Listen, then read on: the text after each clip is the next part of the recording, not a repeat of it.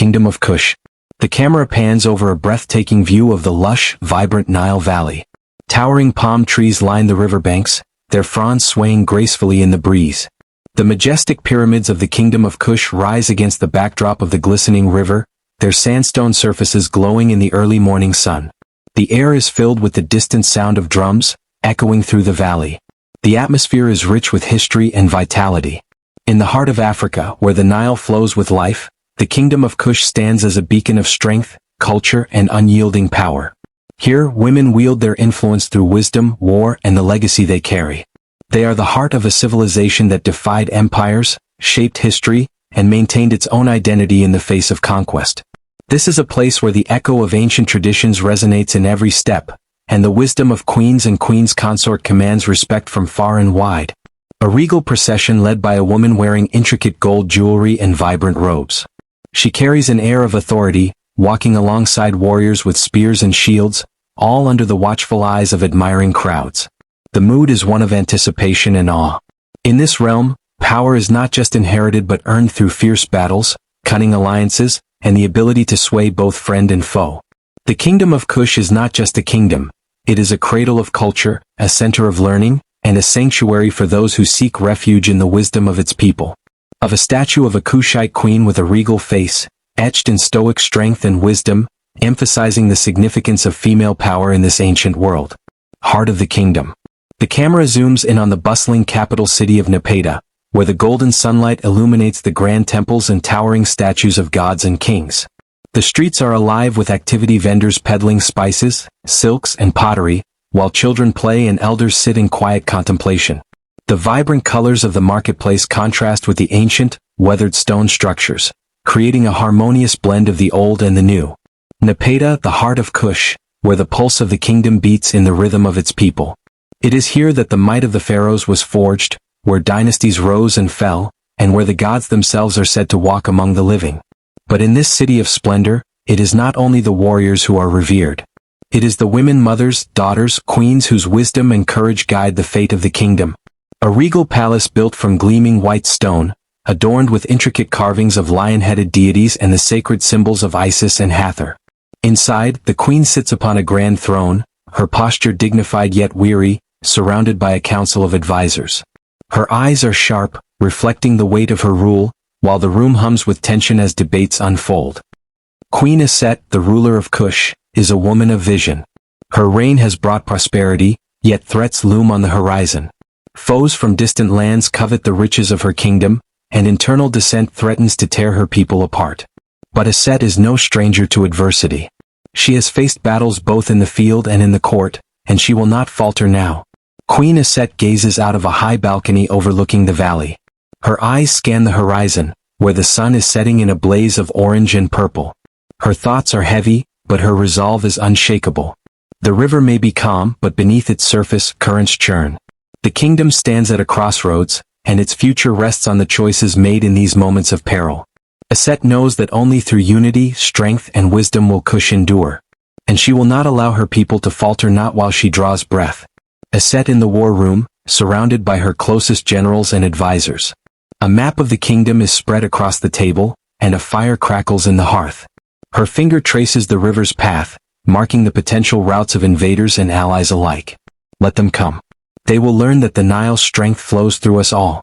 For it is not just the strength of an army that defines the Kingdom of Kush, but the wisdom of its rulers, especially its women. In a world where men may wield swords, it is women who often wield the greatest weapon of all, knowledge.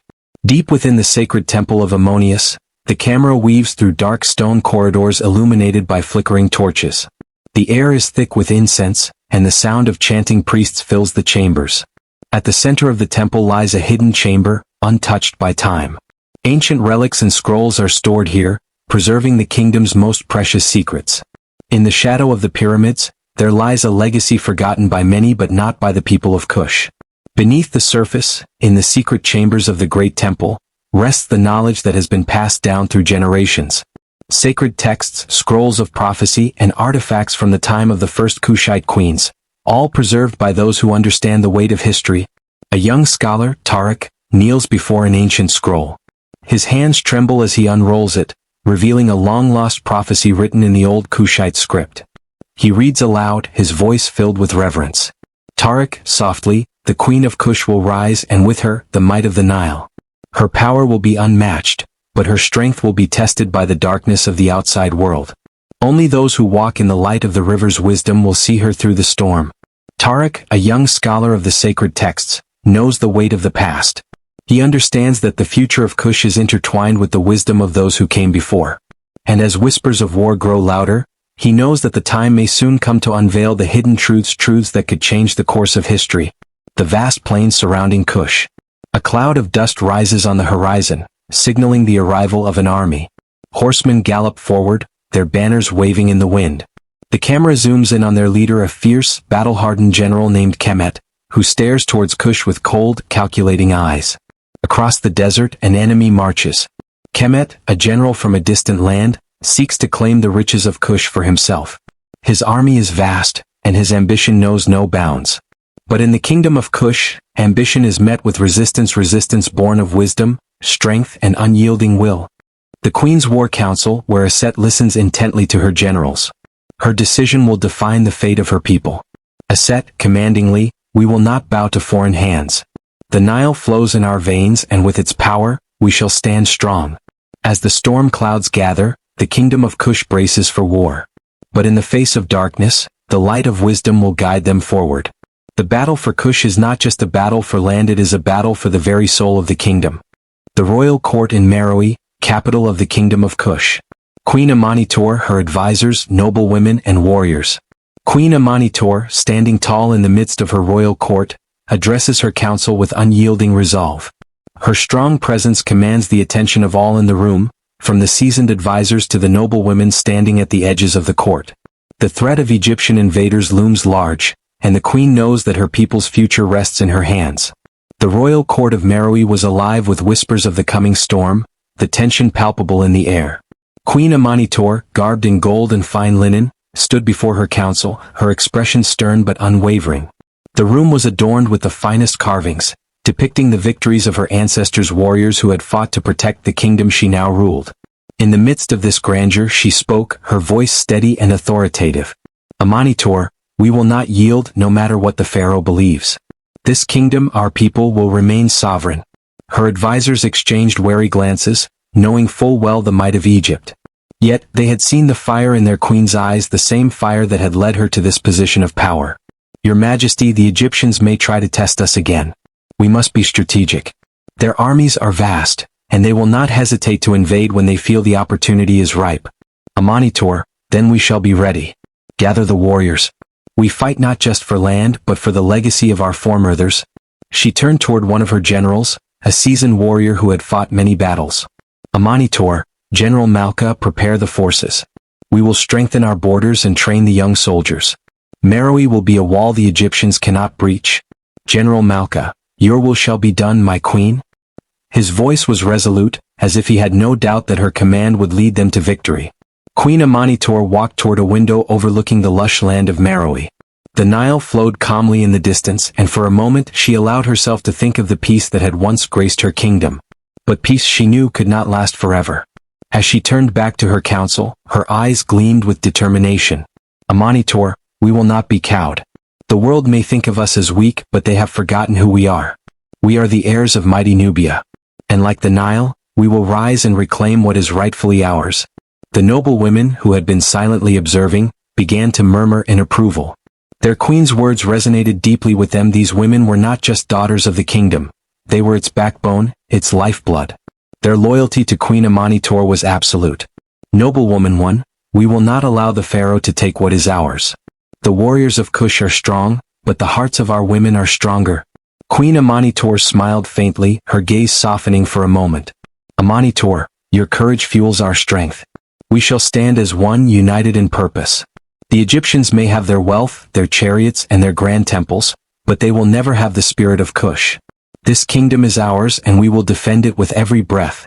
As the queen's words settled into the hearts of her council, the atmosphere shifted. The fear that had gripped them earlier faded, replaced by a sense of resolve.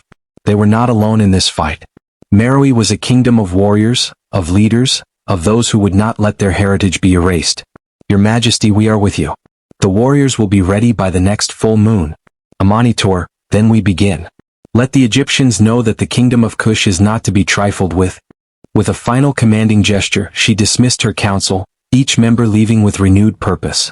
Queen Amanitor stood alone for a moment, her eyes fixed on the horizon.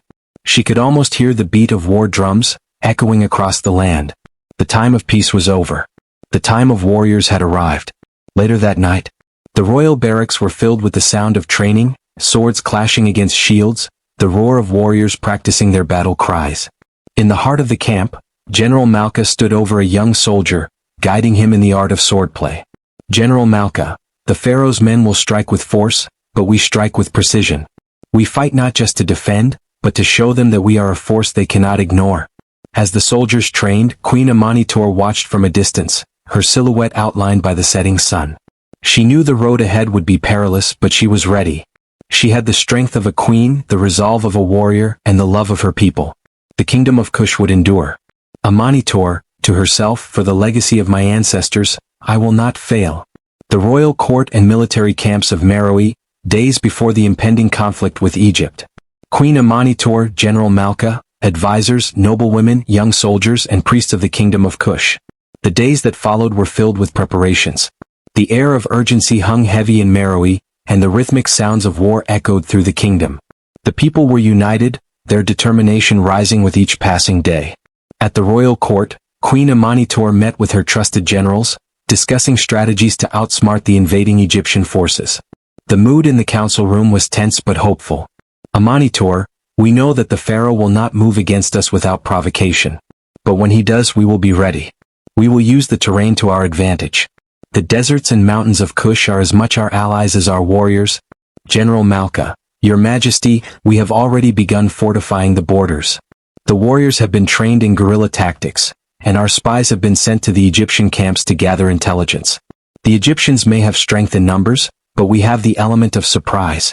Queen Amanitor nodded approvingly. She had always trusted Malka's insight. His calm under pressure made him invaluable, and he had become her right hand in this campaign. Amanitor, good. Let us not forget our warriors are not just soldiers, they are our sons, our brothers, our fathers.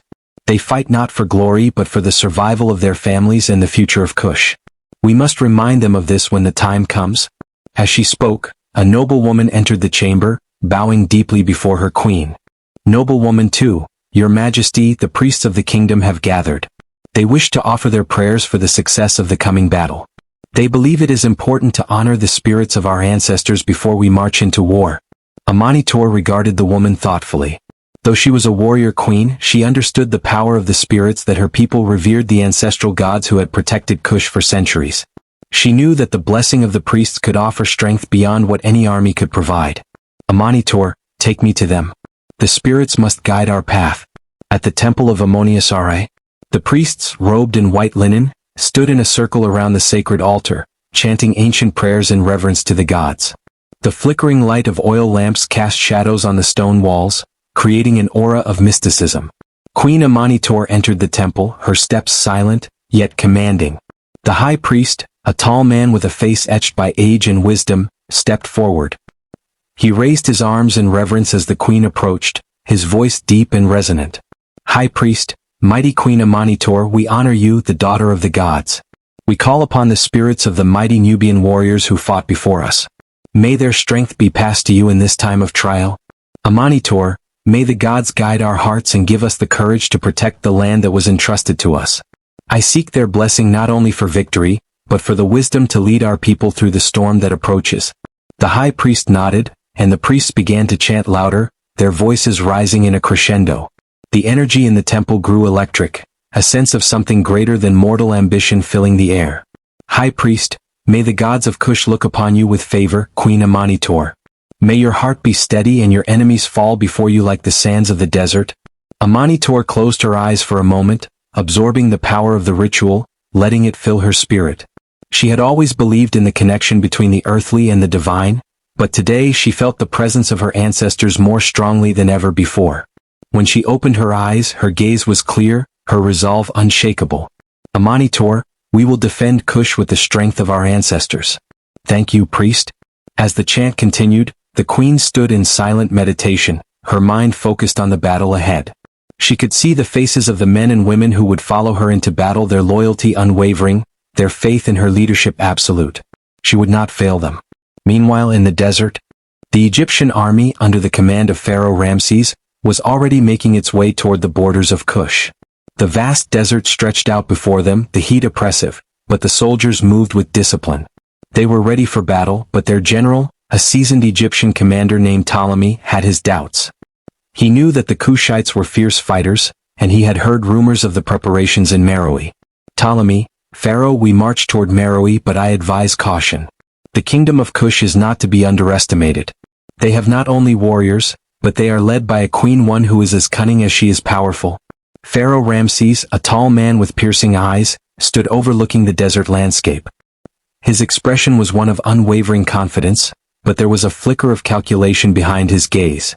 Ramses, we will strike when the time is right. We have more men, more chariots, and the element of surprise on our side. Queen Amanitor may be a formidable leader, but even she cannot defeat the might of Egypt. Ptolemy did not argue. He had seen the resolve in Ramses's eyes before, a fire that would not be easily extinguished. Yet he could not shake the feeling that this would not be an easy victory. Back in Meroe, the final preparations were underway. The warriors stood in formation, their shields shining brightly in the sunlight. The young soldiers, once nervous and unsure, now stood tall, their faces determined. In the distance, the sound of drums echoed. Preparations for battle were being made. Queen Amanitor stood on the balcony of her palace, looking out over her kingdom. The sun was setting, painting the sky in hues of gold and red. She knew the battle was coming. And in her heart, she knew this was the moment that would define the future of Meroe. Amanitor, to herself, we fight for more than land. We fight for our way of life. We fight for the legacy of Kush. She turned and descended into the courtyard, where General Malka awaited her, a quiet respect in his eyes. Amanitor, it is time. Let us show Egypt the strength of Kush. The sun was just beginning to set, casting a golden glow over the training ground outside the city. The dust swirled in the air as the sounds of clashing swords and the twang of bows echoed across the open space. The Kandake warriors, fierce and proud, trained with unwavering discipline, preparing for battles that would protect their people from external threats. Among them was Taya, a young warrior with fiery determination, her eyes fixed on the horizon as her sword clashed against her mentors in an intense sparring match. Taya's grip on the sword was firm, but the weight of her doubt seemed heavier than any weapon she held. She was young, only recently inducted into the ranks of the Kandake, but her admiration for Queen Amanitor had fueled a burning ambition to become a legendary warrior like her. Yet, on days like this, when her strikes lacked precision and her movements felt sluggish, she questioned whether she truly belonged among the fierce women who had trained for years. Her mentor, Kafa, a seasoned warrior with scars of battle adorning her arms, watched with a critical eye. She was a woman of few words, but when she spoke, it was always with purpose. She saw the potential in Taya but knew the young warrior needed to understand that true strength came from within. As Taya pulled back for another strike, Kafa deflected the blow effortlessly, her eyes narrowing. She moved with the grace of a predator, and yet there was a quiet power in her stillness. Kafa, your body moves with hesitation, Taya. Your sword is heavy because your mind is burdened. Taya lowered her weapon, frustration flashing across her face. I want to be strong like Queen Amanitor, she muttered, her voice tinged with insecurity. I want to protect our people the way she does. But I don't know if I can. Kafa approached her, her expression softening slightly, but her gaze remained fierce, filled with a quiet understanding. Kafa, Amanitor didn't become a queen by being the strongest in body. She became a legend because she believed in the strength of her people. She fought for them with all her heart, and that is what made her invincible. Taya clenched her fists, her gaze drifting to the horizon, where the silhouette of the queen's statue stood tall against the setting sun. The queen was a symbol of power, wisdom, and resilience, a reminder that women could wield power in ways that transcended physical strength alone. Taya, but I feel like I'm not enough. Not yet. Kafa, that's because you're looking for power in all the wrong places. Strength comes from within, not from your sword or bow. Your greatest weapon is your willpower. It's the fire in your heart and the unwavering belief that you have a purpose. You will never be the warrior you dream of until you learn to trust yourself. Taya took a deep breath, feeling the weight of her mentor's words settle deep within her. She had always idolized Queen Amanitor, but perhaps she was looking at her from the wrong angle. Maybe strength wasn't about being perfect. It was about having the courage to stand when everything seemed to fall apart. Taya, I won't let you down. I'll make sure no enemy threatens our people. Kafah nodded approvingly. Then show me that strength, Taya. Prove it to yourself first, and the rest of the kingdom will follow. With renewed determination, Taya gripped her sword again, feeling its weight differently this time. It wasn't a burden, it was an extension of herself. She lunged forward, her strikes sharper, more focused. Every motion was filled with the belief that she was meant to stand alongside the Kandake warriors, to protect her people as the queens of old had done. The sound of swords clashing again filled the air, but this time, it was Taya's sword that met Kafah's with greater force. Kafah smiled quietly, watching her young apprentice with pride. It wasn't the sword that would make Taya a great warrior, it was the heart behind it. And in that moment, Taya knew that she was on the right path. As the training session drew to a close, the last light of day began to fade, leaving a soft twilight over the field. The warriors gathered their weapons, their faces flushed with exertion but marked with pride. Taya stood a little taller now, her movements less hesitant, her resolve more unshakable.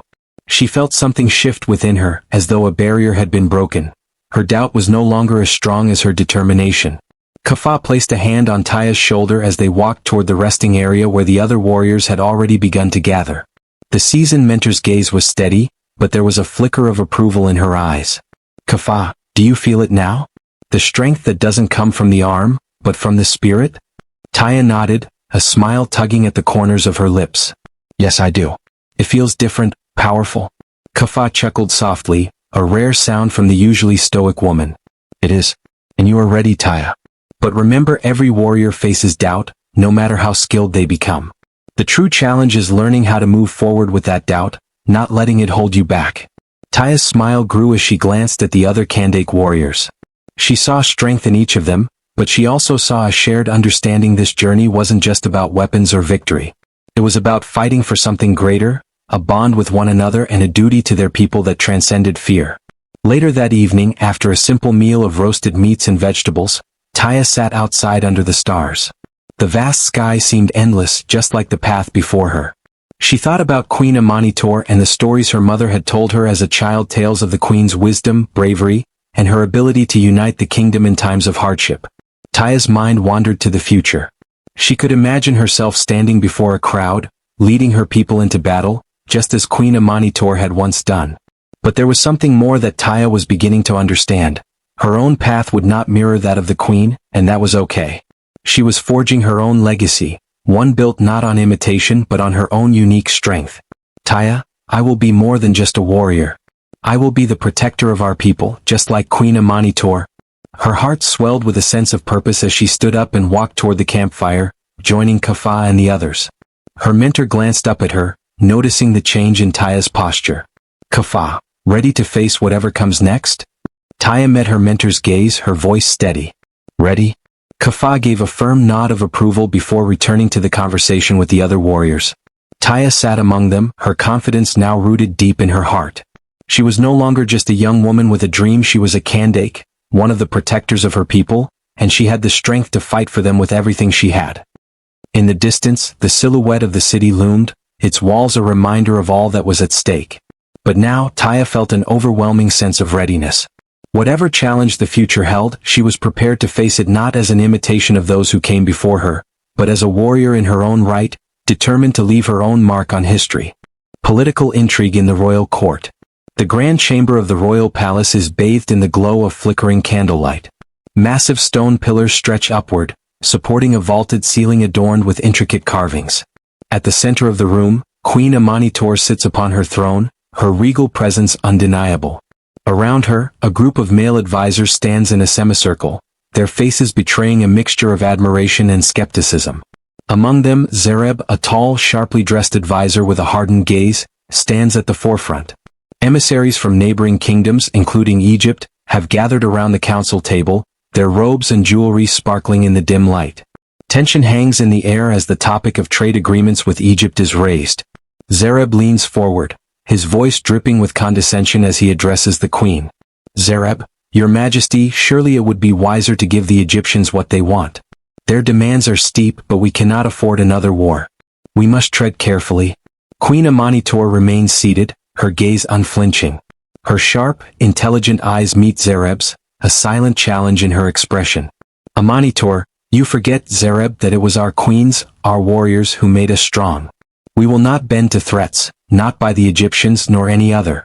We have not risen to this position by bowing to fear. Zereb's lips curl into a tight smile, his gaze unwavering as he counters, his voice colder now. Zereb, and how will you command a kingdom, your majesty, if your armies refuse to follow you? You cannot lead us in battle, your strength lies in diplomacy, but it is only through the might of soldiers that we can keep peace. I fear your decision will cost us dearly. A murmur ripples through the room as the advisors exchange uneasy glances. The emissaries, sensing the tension, lower their heads in respect but remain silent, their interest piqued by the unfolding struggle. Amanitor rises from her throne, her regal cloak sweeping behind her. She stands tall and composed, exuding quiet strength as she addresses the council. Amanitor, the true measure of a leader is not the sword but the mind, Zereb. The kingdoms of the past thought only of war, and where did that leave them? Broken. I will not lead through fear but through wisdom and unity. We do not need to prove our might by spilling blood. Zereb's expression hardens, his skepticism evident as he glances toward the emissaries. He tries one last attempt, his voice now a low, insistent growl. Zereb, wisdom alone will not hold our borders, your majesty. The people will not follow a ruler who cannot ensure their safety. You will see, even if you refuse to listen now. Amanitor's gaze flickers to the emissaries, who are watching the exchange with great interest. She speaks with quiet authority, her voice firm yet calm. Amanitor, the people will follow a ruler who shows them strength, but it is the strength of character, not of arms, that will bind them to me. Let the Egyptians test their demands. If they seek peace, we will offer them a prosperous future. If they seek war, we will not flinch. The kingdom of Nubia is not one to bow before threats. There is a long pause in the room as the weight of her words settles over the council. Zereb glares at the queen, but his attempts to undermine her authority are stifled by her unwavering confidence. The emissaries glance at one another, impressed by her composure. Amanitor turns to the emissaries, her tone shifting from the intensity of the political struggle to a diplomatic poise. Amanitor, we will continue negotiations with Egypt. I trust you will bring word of our strength and our commitment to peace. One of the emissaries, a dignified Egyptian man, nods in agreement, his eyes lingering on the queen with a newfound respect. Emissary, of course, your majesty.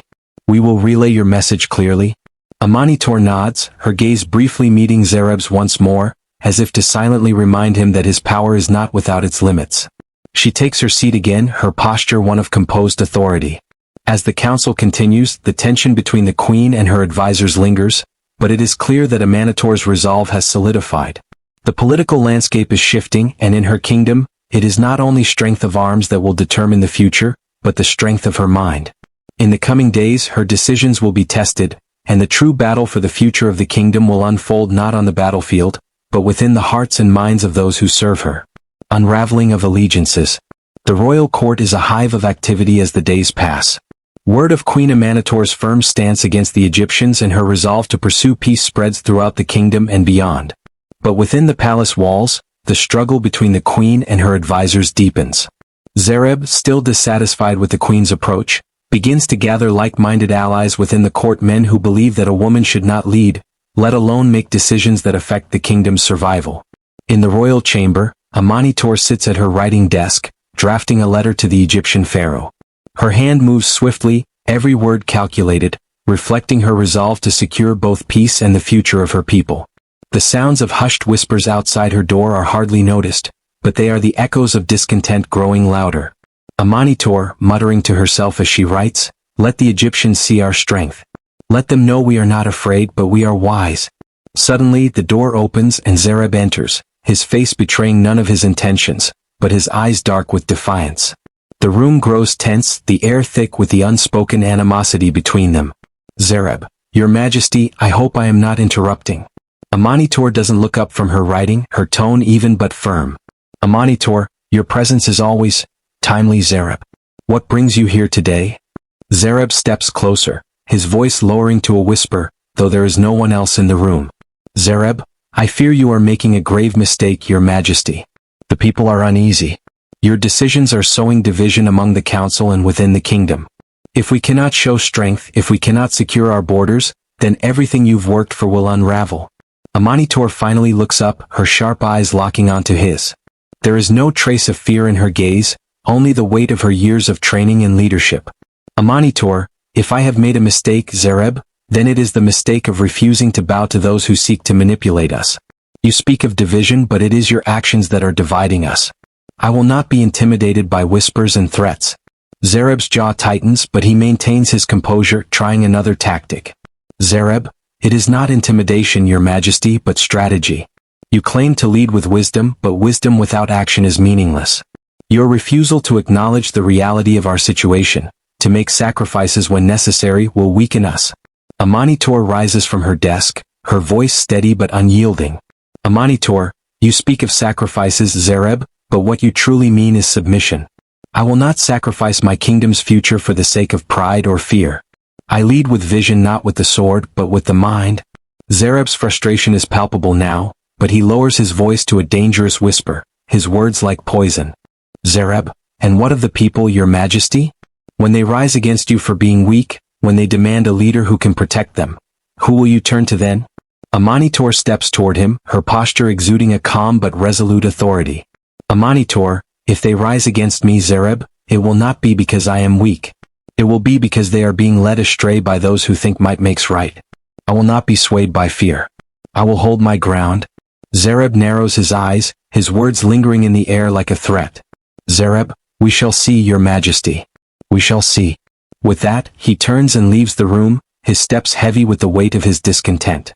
The door closes behind him, but the tension lingers, thickening the air in the once tranquil chamber.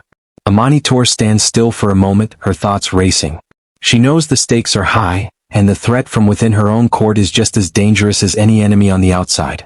She returns to her desk, her hand gripping the quill as she finishes her letter to the Egyptian pharaoh, knowing that the next few days will determine the fate of her reign. The secret meeting. As night falls, the royal palace grows quiet, the corridors bathed in moonlight. Zereb, unable to let go of his ambitions, arranges a secret meeting with other influential advisors who share his concerns about Amanitor's leadership.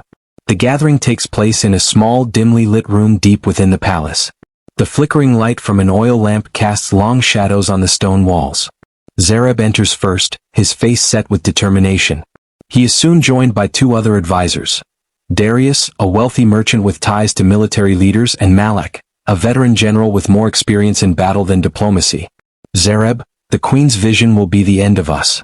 She refuses to see reason. We need to act before it is too late. Darius, but what can we do, Zereb? She is still the queen. To act against her now would be treason. Malak, treason is a dangerous word. But Zereb is right. If she leads us into ruin, the people will turn on us all. We cannot let her make this mistake. She is not a warrior. She does not understand what it means to protect the kingdom. Zereb leans forward, his eyes gleaming with cold resolve. Zereb, we can no longer stand by and watch her squander our future. We must ensure that she steps aside. If the people see her as weak, they will demand a change in leadership. It is time we prepare for that. The room falls into a heavy silence, the weight of their conversation settling in. Darius and Malak exchange a glance, their thoughts conflicted but fearful of the queen's choices. Malak, and what of the Egyptian emissaries? If they return with an even greater demand and she stands firm, we will be caught in a trap. Zereb, the Egyptians will see weakness and strike, but if they are met with strength from us, we will control the narrative. We must have allies ready in the court and in the army. A plan begins to form in their minds, one that will shake the very foundations of Amanitor's reign. But the queen remains unaware that those who are supposed to serve her are already plotting against her. The delicate balance of power is now at risk, and the coming days will determine whether her wisdom or the ambition of her advisors will dictate the fate of the kingdom. The wisdom of the elders. The air inside the temple was thick with incense, a fragrant mix of frankincense and myrrh that seemed to carry whispers from another world. Queen Amanitor stood before the sacred altar, her hands clasped tightly in front of her, her mind a whirl of conflicting emotions. Her mother, the Dowager Queen, stood beside her, regal and serene, her long white hair flowing like a river of wisdom. The high priestess, draped in robes of deep purple and gold, stood a few paces ahead of them. Her eyes were closed as if in deep communion with the spirits. The walls of the temple, carved with intricate scenes of gods and heroes, seemed to echo the ancient knowledge of those who had come before. Amanitor's heart was heavy. Her kingdom, Meroe, stood on the edge of war. The invaders from the northern lands had marched closer with every passing day, and now, her council pressed her to make a decision, one that would shape the future of her people. Should she lead her warriors into battle and defend their land with strength, or should she seek peace, risking the very foundation of the kingdom? The priestess's voice broke the silence, low and melodic, as though the words were not entirely her own. "The gods whisper in your ear, Amanitor," she said, her gaze distant and unfocused. "You must decide. Will you fight the invaders or seek a peace that could change the course of history?" Amanitor's brow furrowed as she considered the weight of the question. Her ancestors had fought valiantly to build this kingdom, and she could not dishonor them by surrendering without a fight. Yet, her people were weary, and her advisors had warned her that another war could break their spirits. The lives of her people weighed heavily on her mind. "I do not trust peace without strength," she replied, her voice steady but carrying the echo of uncertainty. "But I will listen to the voices of my ancestors. Perhaps there is wisdom in their counsel that I have yet to hear." Her mother placed a gentle hand on her shoulder, a reassuring presence in the midst of the storm. "Your heart is strong," she said softly, her voice a calm river of truth. "Trust in it and the kingdom will flourish. The gods will guide you, but remember, they do not speak in certainties. They speak in choices. It is not the path you take, but how you walk it that will define your legacy." Amanitor closed her eyes, breathing deeply. The priestess had not finished, however. Her voice grew more intense, and the air around them seemed to shimmer. "The vision comes," she murmured. "The spirits show me a land divided, both at war and at peace. In one vision you stand tall, leading your people into battle, your sword raised high. Victory comes, but it is bitter. In another you sit at a table, surrounded by foreign leaders.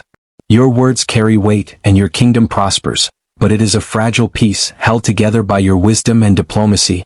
The priestess's eyes snapped open, focusing directly on Amanitor. "The gods ask, which will you choose, queen? A kingdom that is strong through war but wounded, or a kingdom that thrives through peace but is vulnerable?" Amanitor felt a shiver run down her spine. Her mother's hand tightened on her shoulder, grounding her in the moment. "I choose the path of wisdom," Amanitor said, her voice stronger now, clearer. "I will seek peace, but I will not do so without strength. I will offer them a treaty forged in the fires of our resolve. If they seek to destroy us, we will defend with all the fury of our ancestors. But if they seek to build, we will welcome them as equals." The priestess nodded, a faint smile touching her lips. "You have chosen wisely, Queen Amanitor. The gods smile upon you. May your wisdom guide the kingdom into a future of prosperity, and may your strength ensure it remains unbroken." As the priestess stepped back, Amanitor turned to her mother, who gazed at her with pride. "You have the heart of a queen, Amanitor," her mother said. "You will lead us through this with honor. We will walk together, and the gods will walk with us." Amanitor stood tall, her resolve firm. She knew that her decision would not be easy, and the road ahead would be fraught with challenges. But with the wisdom of her ancestors, the counsel of the spirits, and the strength of her own heart, she would lead her people into the future, whatever it might hold. In the silence of the temple, the whispers of the gods seemed to fade, leaving only the steady beating of Amanitor's heart as the light of dawn streamed through the temple's ancient windows. The future was uncertain, but the queen was no longer afraid. The moonlight streamed through the high ornate windows of the palace chamber, casting long shadows upon the stone floor. Queen Amanitor sat before a small, intricately carved table, her fingers brushing the cold surface of a golden chalice, though her thoughts were far from the wine it contained. Her royal attire, lavish and regal, seemed to weigh heavier than ever tonight. Neferu, her most trusted confidant, stood by the window, her silhouette a calm contrast to the queen's troubled form. Despite the luxurious surroundings, there was a tension in the air, thick with unspoken worries. Amanitor's voice broke the silence. "I often wonder if I was meant for this. The weight of the crown feels unbearable sometimes. The weight of them, the kingdom, the council, the endless demands." Neferu turned to face her queen, stepping forward with grace. She was a woman of wisdom, her presence as steady as the desert sands. "And yet, my queen, you have borne it for years. You are the beacon of hope and strength for your people. If the crown feels too heavy tonight, remember the many days it has sat lightly upon your brow. It has only been heavy when you have shouldered the burdens of others, as a true leader does." Amanitor sighed, her gaze shifting to the golden crest upon her head in the mirror's reflection. "But who can bear such a burden alone? Every decision I make ripples across the kingdom, affecting our people, our alliances, our future. What if I am wrong? What if I lead them to ruin? Neferu approached, kneeling beside her, her voice a soft balm. You are not alone in your leadership, Queen Amanitor. You are supported by the strength of the women who have walked this path before you, your mother, your grandmother, the warriors of Kush who fought for this very throne. Your leadership is woven from the strength of generations. And even in your darkest moments, you are not alone. We are here with you, by your side, to guide you. Amanitor's eyes softened, the burden lifting for a moment. You speak of the women of Kush, but the men, Neferu, they are quick to question my decisions, to doubt my choices. I hear their whispers, their criticisms, and I wonder if they ever see me as their equal. Neferu's lips tightened into a firm line. Let them question. Let them doubt. The true strength of a leader is not in the approval of others, but in their unwavering commitment to the people they serve. You do not need their approval, my queen, for you have the loyalty of your people. The women of Kush, the warriors, the farmers, they all look to you with pride. Your rule is not defined by the men who seek to undermine you, but by the hearts you have won. Amanitor rose slowly, her gaze steady and resolute. Perhaps you are right, Neferu. I must remember that the strength of my heart, the strength of my people, is what makes me a queen. Not the title, not the crown, but the love and faith they have placed in me. Neferu smiled, her expression warm and proud. Yes, my queen. Lead with your heart and the kingdom will follow. For a queen who leads with love is a queen who will never fall. Amanitor stood tall, a new sense of purpose filling her.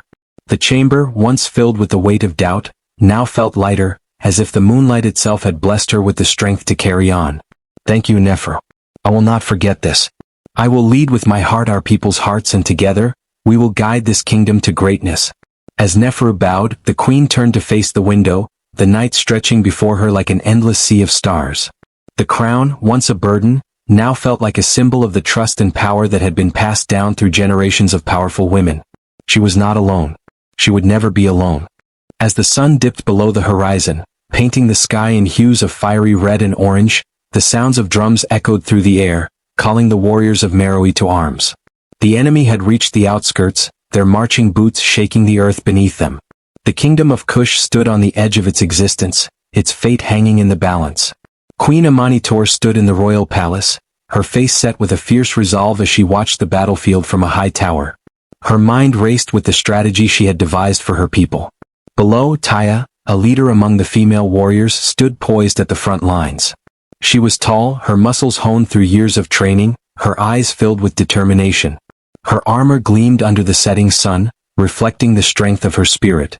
She raised her sword high, the sharp steel catching the light, and shouted to the warriors around her. For Kush. For our queen. Taya's voice rang out, a rallying cry that echoed across the battlefield. The women and men surrounding her raised their weapons in unison, a powerful wave of defiance and unity. As the enemy troops drew nearer, Taya turned to her warriors, her voice filled with command. We do not retreat. We stand our ground. Today we show Egypt the might of Kush. The female warriors, trained not only in the arts of combat but also in the wisdom passed down by generations of strong women, nodded in agreement. They were ready. They had always known that their role in the kingdom was not just to protect, but to lead when needed. And today was their moment. In the distance, from the safety of the royal palace, Queen Amanitor spoke with her messengers, giving orders that would direct the flow of the battle. She did not flinch as she looked out over the sprawling battlefield, for she knew the importance of this moment. A deep voice rose from her lips, carried by the messengers and across the war drums, reaching the ears of every soldier on the field. Fight with honor, for today we fight not just for our land, but for the future of our daughters and granddaughters, she declared. The words spread like wildfire through the ranks of the Kushite army, igniting their hearts with a fire that burned brighter than any threat before them. The battle began in earnest, the clash of swords, the cries of warriors, and the pounding of war drums filling the air. Taya and her warriors fought valiantly, their swords flashing with precision, cutting through the ranks of Egyptian soldiers. They were unrelenting, their strength and unity an indomitable force against the invaders.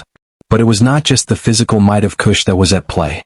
Queen Amanitor's wisdom guided her warriors.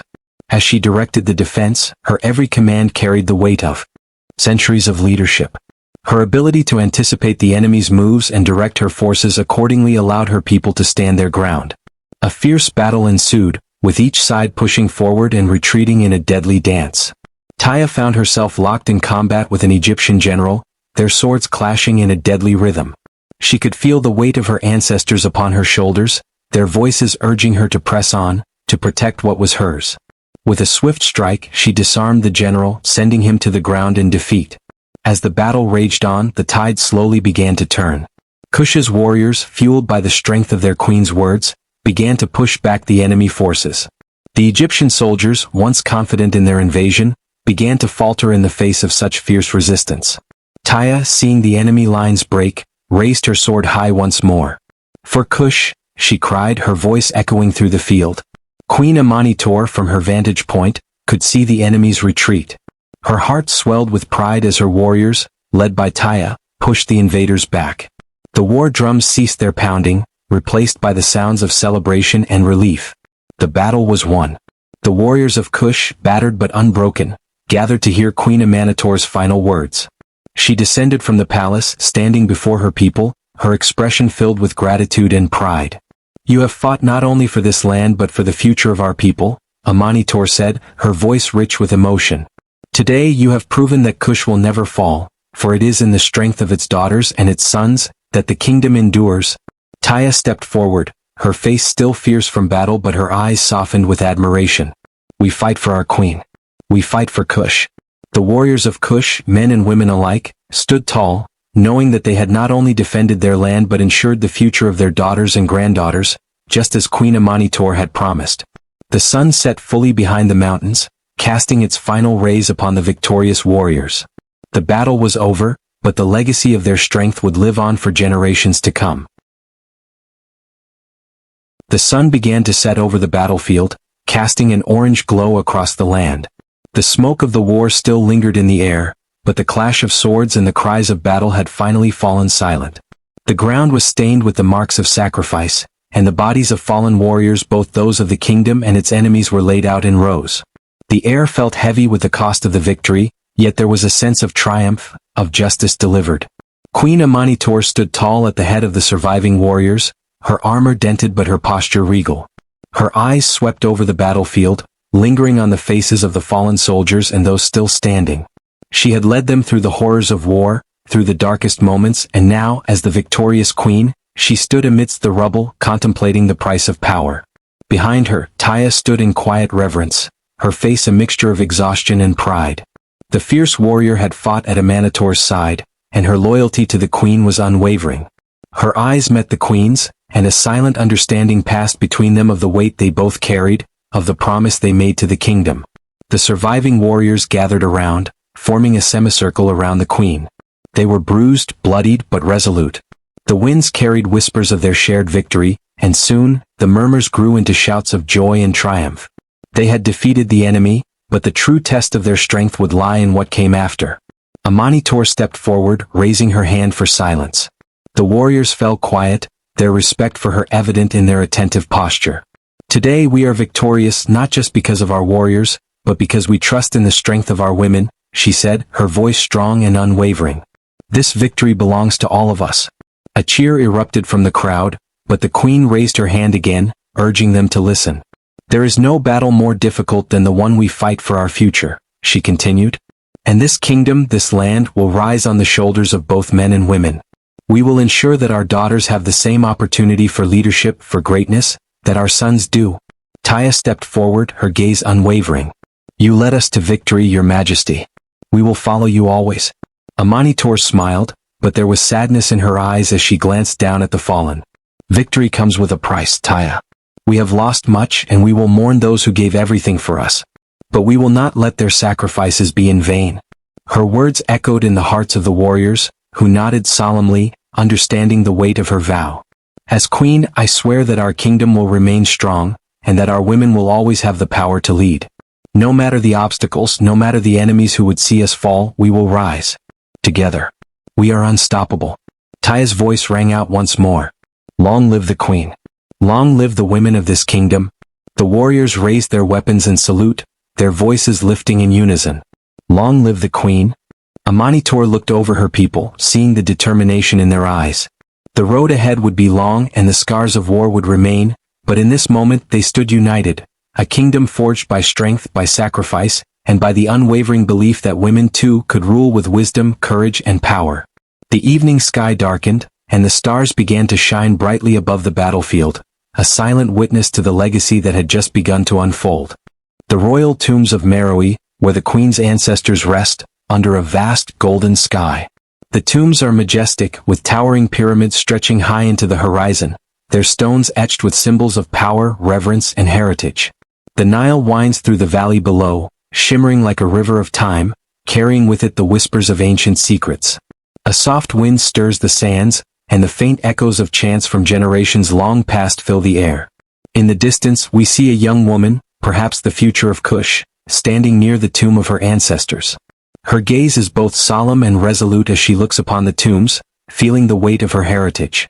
The women of Kush are not just remembered for their titles, but for their courage, wisdom, and indomitable spirits. They were not bound by gender but by their hearts and their love for their people. And their legacy, like the Nile, continues to flow generation after generation. The young woman, a descendant of these powerful queens, kneels by the tombs, her fingers tracing the intricate carvings on the stones. She can hear the voices of those who came before her in the whispers of the wind. They speak not just of queenship, but of the sacrifices made, the battles fought, and the wisdom passed down through the generations. The camera shifts to an image of the queens of Kush, their faces carved in stone, their eyes staring resolutely into eternity. The image then transitions to the young woman standing tall, now wearing the ceremonial attire of a queen, ready to take on the mantle of leadership. The women of Kush were rulers not by birth alone, but by their ability to see beyond the horizon, to guide their people through the storms of war and peace, of prosperity and hardship. Their strength was not in their weapons, but in their wisdom, their compassion, and their vision for a future that embraced all. The young woman walks through the tombs, her steps echoing with the determination of those who once walked these halls. The camera captures glimpses of her life, a queen, a leader, a protector of her people. She carries the weight of history, but also the hope of a brighter tomorrow. As the camera zooms out, the landscape of Kush spreads out before her. The pyramids of Meroe stand tall, the Nile flowing relentlessly through the heart of the kingdom. The sun sets, casting a warm golden light over the land, symbolizing the eternal nature of the legacy that will continue through the ages. And so, the women of Kush live on, not just in the stones of their tombs, but in the hearts of those who remember, who honor, and who rise to carry their flame forward. Their legacy is eternal, and in every woman who stands for justice, wisdom, and love, their spirit continues to shine. The young queen gazes out over the land, her eyes filled with resolve, knowing that the legacy of her ancestors will never fade. The camera fades to black as the words appear on the screen. The legacy of Kush lives on,